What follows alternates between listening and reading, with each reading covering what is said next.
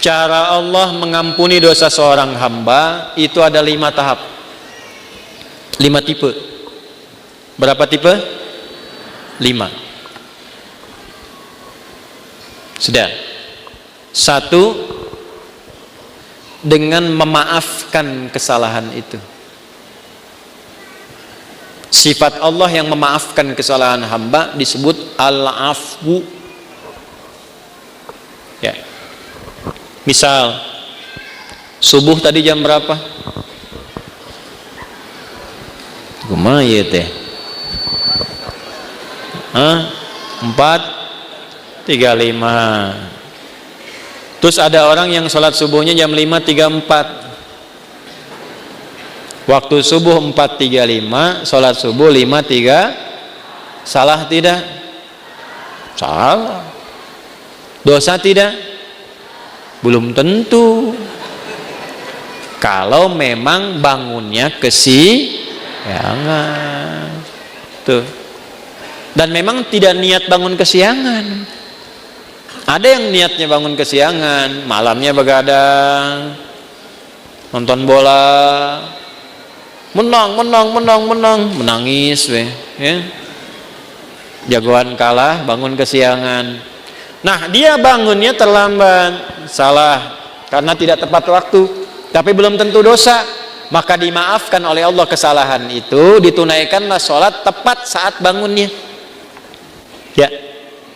Jadi kalau Anda terlalu lelah dengan beban kehidupan, kemudian tertidur cukup dalam, ya, lalu bangun tiba-tiba jam 8, walaupun keterlaluan sebetulnya.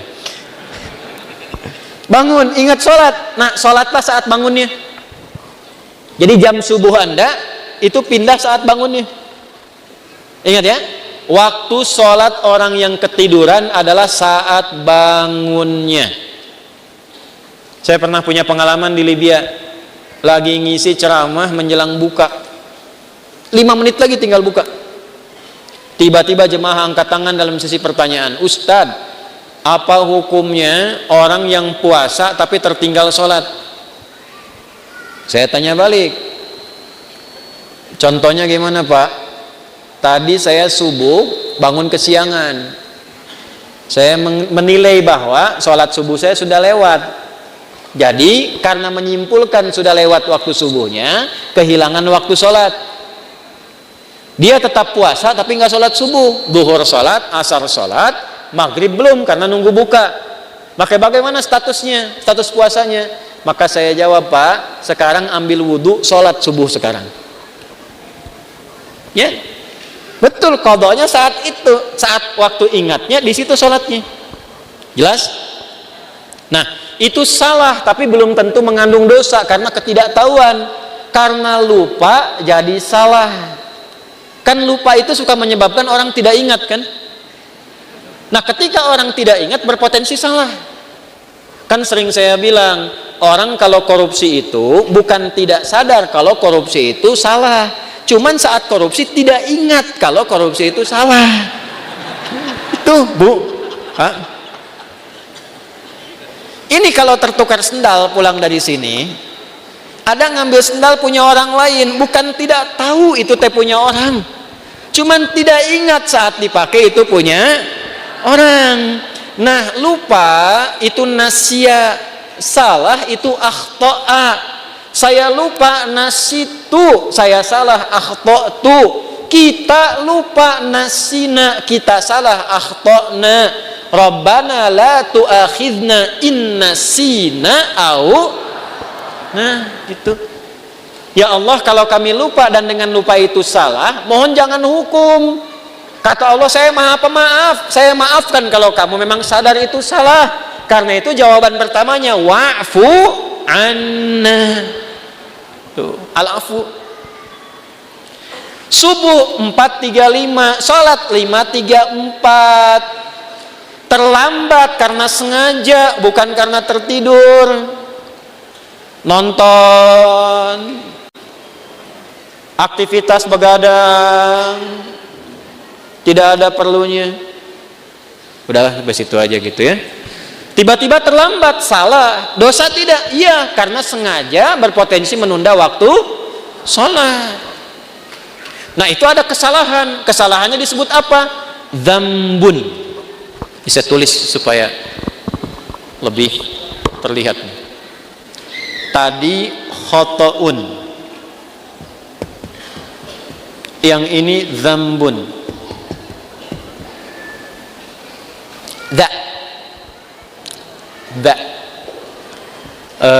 Kapan-kapan nanti saya mungkin rilis video pengajaran untuk spelling huruf hijaiyah tuh di 17 tempat. Itu diantara manfaatnya, itu bisa mengeluarkan semua potensi suara dalam tubuh, bukan hanya untuk baca Al-Quran. Jadi kalau kita bisa mengeksplorasi itu belajar bahasa apapun bisa cepat untuk kita kuasai, karena semua sumber suara keluar. Misal yang dari sini a, ha itu di sini, ketika ke sini ha, ketika ke sini kho, kan? Sampai da, itu da di sini, da. Sampai ketemu ba, gampang, matiin aja hurufnya. Ab, at. Nah, itu sumber suaranya. As, az, ab.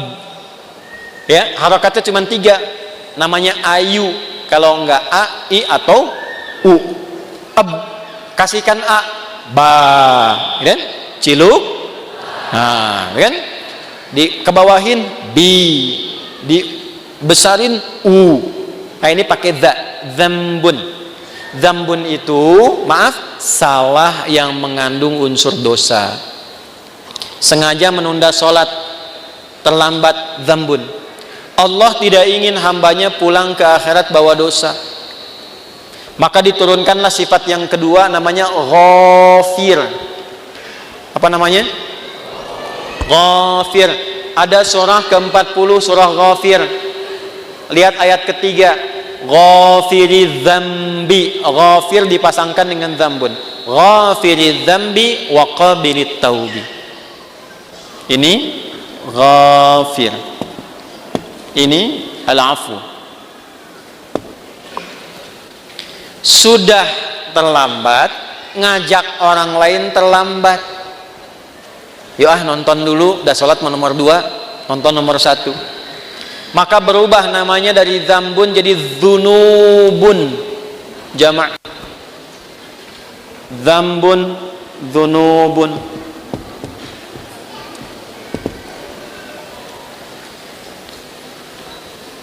Sudah mencela, merasa paling hebat, merasa paling bagus, terakumulasilah dzunubun. Maka muncul sifat Allah yang ketiga untuk berpotensi menggugurkan itu, namanya Ghaffarun. Ghaffar. Apa namanya? Di dalam surat apa? Surat Nuh ayat berapa? Ayat 10. Faqultu astaghfiru rabbakum innahu kana ghaffara. Kenapa menggunakan Ghafara tidak Ghafira? Karena umatnya Nabi Nuh sudah terakumulasi kesalahannya, sudah mengancam Nabi Nuh, sudah nuduh Nabi Nuh, menjelek-jelekan Nabi Nuh, ngusir Nabi Nuh, menantang azab. Maka diturunkanlah kalimatnya bukan Ghafir tapi Ghafar. Sudah terlambat sholatnya, ngajak orang lain gak ke masjid, mencela orang yang ke masjid. Ayo atuh orang nonton heula, sholat dah sholat nomor 2 tuh. Isin aku itu ke masjid, ada eta mah soleh wungkul. Paham? Ya? Maka yang keempat ini ditambah ada zalimnya. Namanya dzunubun ma'adzulmi. Dzunubun ma'adzulmi. Dzunub dan zalim. Apa dalilnya? Contoh Quran surah 2 Al-Baqarah ayat berapa? Ayat 114 misalnya. Wa man azlamu zalim. Wa man azlamu mimman mana'a masajidallahi ay yuzkara fiha ismuhu wa sa'a fi kharabiha. Paham? Tidak. Siapakah kata Allah? Nih nanya sama kita, pertanyaan ini nggak usah dijawab karena Allah sudah Maha tahu. Namanya pertanyaan retorik. Pertanyaan retorik itu pertanyaan yang diajukan untuk menggugah kita supaya mikir, bukan supaya jawab. Seperti khatib Jumat nanya kepada jamaah, sudah menerangkan, dia tanya, apakah jamaah semua masih merasa beriman? Jangan dijawab, masih. Nah, ini masalah.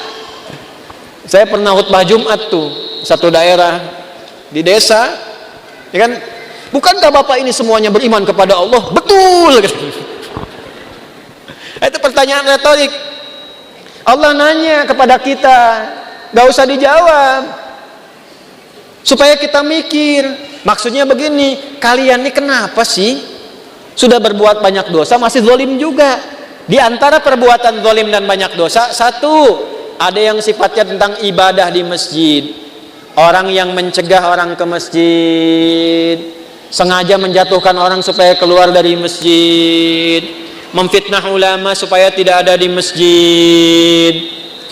Tuh, itu namanya dosa akumulatif plus perbuatan zalim. Syirik, inna syirka la zulmun azim. Syirik masuk kategori ini nih. Syirik itu zalim. Ya. Hati-hati ya, yang kecil yang besar sama saja. 7 dosa besar, nomor satunya syirik. Baik langsung atau menggunakan perantara. Langsung mengatakan semua agama sama, menuju pada Tuhan yang sama, cuma caranya beda-beda. Itu syirik lisan. Silakan, saya kalau masalah akidah tegas saya. Menggunakan perantara, pakai dukun, saya langsung saja nih, saya nggak perlu minta maaf. Ya, pakai dukun, menggunakan jasa dukun, menerawang air tuh, kira-kira malaikat ngatur apa enggak nih? Gimana supaya nggak hujan? Bawa panci, bawa apa, tok segala rupa itu. Kita itu umat yang sudah diatur dengan syariat, doanya ada. Mau kita minta hujan berhenti, mau dipindahin, mau hujan sudah ada. Lengkap, sanadnya sahih. Minta hujan bahkan ada sholatnya istisqa. Mindahin hujan ada, dalilnya di hadis Muslim ada, caranya ada. Semua sudah diatur. Bahkan secara teknologi bisa dilakukan juga, ada rekayasanya juga ada. Nah, ketika menggunakan jasa lah gitu, ya, yang tidak diridhai dan ada dosanya, nah ini zalim perbuatannya. Tapi Allah tidak menginginkan dosa itu terbawa sampai meninggal. Itulah rahmannya Allah. Jadi Anda bayangkan Pak, Ibu, Allah saja pada orang yang syirik masih memberikan waktu sampai meninggal supaya tobat dengan rahmatnya. Masa anak Anda yang berbuat sesuatu yang mungkin Anda merasa melecehkan orang tua, Anda memvonis dengan durhaka, dan dia mau memperbaiki itu, Anda tidak terima. Allah masih terima. Anda bukan Tuhan, sudah tidak mengakui sebagai anak. Di mana rahmatnya? Ini ya. Coba nanti di ujungnya indah sekali. Maka yang keempat namanya Ghafurun. Apa namanya? Ghafur.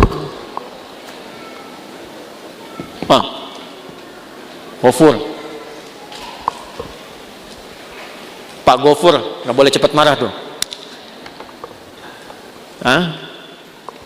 Tapi yang kelima, syirik iya, Allah, mencuri iya, menjatuhkan iya, minum juga iya, zina pernah. Dan hebatnya begini, kalau dengar orang berbuat tindakan kriminal maksiat, dia belum mengerjakan, rasanya dia merasa belum komplit. Mana naon we? Iya. Si itu mah pernah begitu. Oh, benar gitu. Orang oge arek lah. Nah, itu berubah yang kelima. Namanya israf. Apa namanya? Israf itu sudah berlebihan. Ada orang berlebihan dalam dosa, semua pengen dicoba. Masih mungkin diampuni enggak? Halo? Allah dengan sifat rahmannya masih menurunkan ampunan pada yang demikian kalau dia mau tobat. Inilah yang kelima puncaknya. Ketika Allah ingin mengampuni dengan sifat kelima ini, tidak digunakan al-afu, tidak digunakan turunan dari kata ghafara, baik ghafir, ghafar ataupun ghafur, tapi yang kelima langsung disebutkan rahmatnya. Rahmat. Dengan sifat rahmannya langsung disebutkan kata rahmatnya, rahmat. Dosanya israf. Bahkan rahmatnya dilekatkan dengan sifat Allah pemiliknya. Ya, pakaian nisbah. Rahmat itu punyaku, maka dengan rahmat yang aku punya, semua rahmatku aku punya nih, aku tawarkan kepadamu ampunan supaya engkau tobat dari dosa yang kau kerjakan itu. Nih, ada yang pernah mabuk, pernah bunuh, pernah zina, pernah merampok, pengen tobat, pengen balik. Kata Allah, jawabnya bagaimana? Hei, aku tawarkan kepadamu semua rahmat yang aku punya untuk mengampuni dosamu kalau engkau benar mau tobat. Kurang apa coba? Jadi kalau dengan tawaran itu masih ada yang belum tobat, keterlaluan itu. Dengan cara apa lagi Allah mesti ampuni? Di mana dalilnya? Quran surah ke-39. Di ayat berapa? 53. Bagaimana bunyinya? Qul ya ibadiyalladzina asrafu ala anfusihim la taqnatu mir rahmatillah. Sandarkan pada Allah. Wasi'at rahmati kulla syai'. Rahmat ketemu yang mutakallim. Rahmatku mencakup semuanya. Ya, di situ apa? Allah. Jangan putus asa dari rahmat Allah. Kenapa tidak langsung menggunakan rahmati? Karena kalau banyak dosa, biasanya nggak kenal Allah walaupun mengaku muslim. Itu. Maka nama Allahnya dikenalkan lagi. Supaya kenal lagi. Ya, contoh nih, ada orang sudah terakumulasi dosanya, profesional lah di bidang dosa, mabuk, nipu, ngerampok segala rupa kan, terus Anda ingatkan, ya itulah orang bertakwa kepada Allah. Nah, pasti jawabnya gini, atau mau Allah lah gitu. Jangan bawa Tuhan gitu ya. Nah, karena belum kenal Tuhan, dikenalkan lagi, la taqnatu mir rahmatillah. Dan hebatnya masih diaku hamba, Pak. Qul ya Muhammad, katakan ya ibadi, hei hambaku, masih diaku hamba. Coba ya, ini jangan anak Anda lah, anak umum aja. Ada ibu dan ayah, anaknya begitu durhaka, buruk terhadap citra keluarga. Di luar sudah merampok, sudah membunuh, sudah berzina, merusak nama keluarga. Tiba-tiba pulang ke rumah pengen minta maaf sama bapak dan ibu, diterima nggak? Ayo. Saya tanya nih, kalau bapak ibu mau terima, pertama ketemu senyum atau kecut? Tuh. Marah atau tenang? Tuh. Non sia kadieu. Tuh, coba. Nah, inilah pentingnya kita ngaji begini. Ini anak datang pengen taubat, wasilahnya orang tua pengen minta maaf. Allah yang pencipta kita mengatakan, Qul ya ibadi, pakai kata iba, hambaku. Pakai ya disebutkan 360 kali dalam Al-Quran. Fungsinya 3 di ilmu nahwu. Nidaul qarib, nidaul mutawassit, nidaul ba'id. Memanggil yang dekat, yang menengah, yang jauh. Hei ahli maksiat, dimanapun berada, semua jangkauan. Yang telah menyimpulkan mungkin Allah nggak akan ampuni dosaku. Salah kesimpulannya, kata Allah, hambaku sini, jangan putus asa dari rahmatku.